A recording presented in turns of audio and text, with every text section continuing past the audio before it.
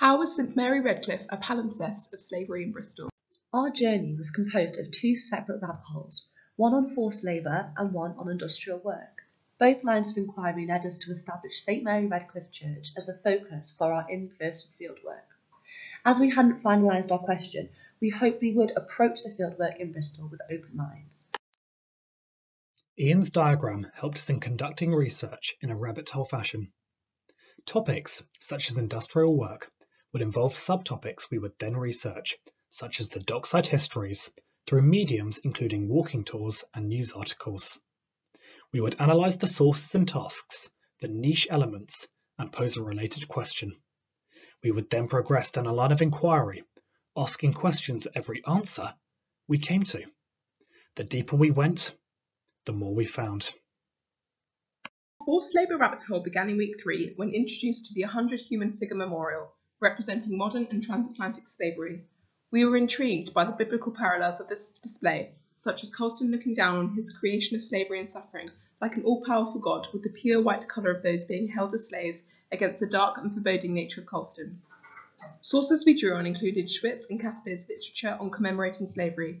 Both authors recognise that whilst there has been a plethora of pop-up community-based commemorations of the slave trade, a lack of formal civic equality to achieve catharsis within the city has not yet been attempted.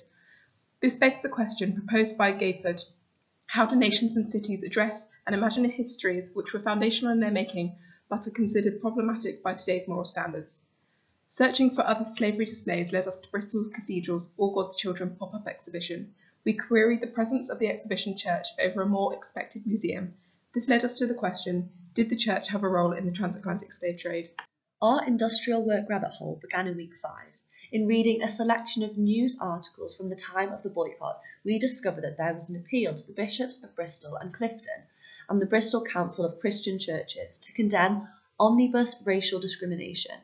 The response was not what we were expecting, with the Bishop of Bristol and the Council having no comment to make on the matter, leading us to question why the church abstained.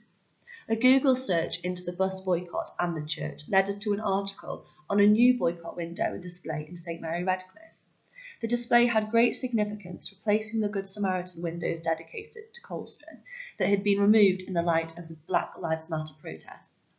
Supplemented by forced labour research, we posed our question: did St Mary Redcliffe have other links to industrial labour or slavery? In St Mary Redcliffe, we had an insightful encounter with a tour guide. This individual seemed uncomfortable and hesitant to comment when questioned about links between the church and slavery. This response intrigued us, as it was not reflective of the church acting on the Colston window. The interaction was also enlightening, as we learnt that following the English Reformation, during which much of the stained glass in the church was destroyed, a rich merchant's son could pay for a window to commemorate his father. We wondered if any of these windows depicted traders that had ties with slavery that hadn't been addressed.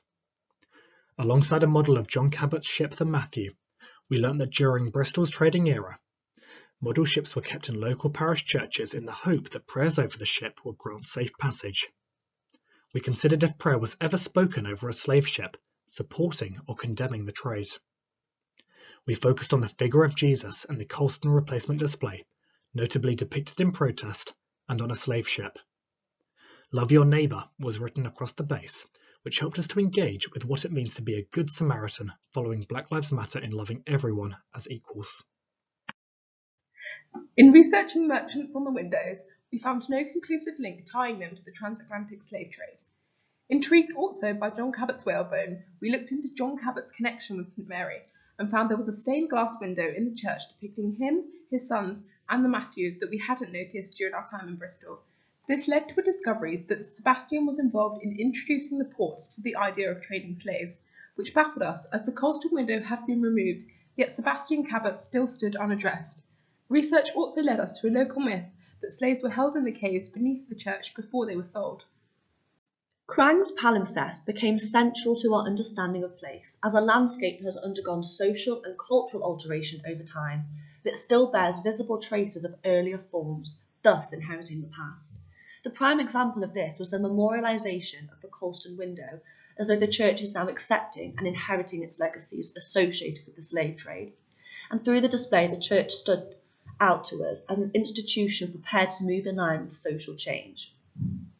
To supplement the idea of a palimpsest having a troubled past, we looked at Heron's work considering the spectral geographies of Bristol, suggesting unmourned spirits of slavery had resulted from a lack of mournful reflection. This supports Adam's claim that memories of an earlier time can linger and haunt a place. These spirits could be linked to the slaves kept in caves, and could also be the cause of troubling to the tour guide we interacted with. In our visit to the church, the historical neglection of memories of the slave trade made us feel uneasy. We formed our first question: what was the role of the church in the transatlantic slave trade upon discovering all God's children at the cathedral? Andrews writes on using scale to make the question manageable within the research limits. We decided to broaden the timescale to keep the question open. In his video, Clive Barnett speaks on why questions being big and vague, proposing the interrogative word how to get at more practical sub-questions. We then asked, how was the church involved in slavery? And realised that this question wasn't nearly niche enough to fulfil the rabbit hole brief. We drew on Andrews to address the scale of place, sticking to St Mary Redcliffe, and applied the idea of the church as a palimpsest to incorporate a broader timescale. In week 5, we were presented with historical newspaper articles which were reporting on the bus boycott in 1963. These sources were catalysts for our rabbit hole on forced labour and the role of the church, with one such article expressing how the Bishop of Bristol, Oliver Tompkins, has no comment to make on the matter of the bus boycott. We found it interesting how such an event did not arouse the church's involvement in the 1960s, yet following the fall of Colston, the church felt they could not stay silent, as research has revealed that St Mary's claimed the removal of Colston was a symbolic moment for the city and a signal to take action. We did not find Know Your Place helpful to our investigation. Most of the church was designed between the 13th and 14th century and has not changed since, long before the earliest map from 1746 to 1803 on Know Your Place was produced. To design our research question, we wanted to ensure that its design and answerability were supported by the works of a range of academic authors that dated to recent years. Doreen Massey's work on a progressive sense of place helped us to understand the contemporary forces crafting the church into a palimpsest. Communication technologies in placemaking facilitate flows of emotion. This enabled the Black Lives Matter movement to be sparked in Bristol, the subsequent taking down of the Colston statue, and in the week following, the removal of the Colston windows in St Mary. In answering the question, we would extend the conversation to other staff of the church and visitors to shed light on the view of the public on St Mary's response to its slavery legacies. Exploring Bristol's archives would hopefully uncover how associations between St Mary Redcliffe and slavery have changed over hundreds of years. This would engage with the idea of a palimpsest and allow us to better assess if the church is truly haunted by its past. We would investigate the Cabot stained glass window, perhaps returning to talk to a guide. It would be interesting if church staff and visitors knew of Sebastian Cabot's involvement in the slave trade. Backdating the history and motives of the window would help our understanding of the church as a palimpsest of slavery. We could also book a tour in the Redcliffe Caves in determining any haunted atmosphere for ourselves. Representation of history is crucial to the idea of a palimpsest.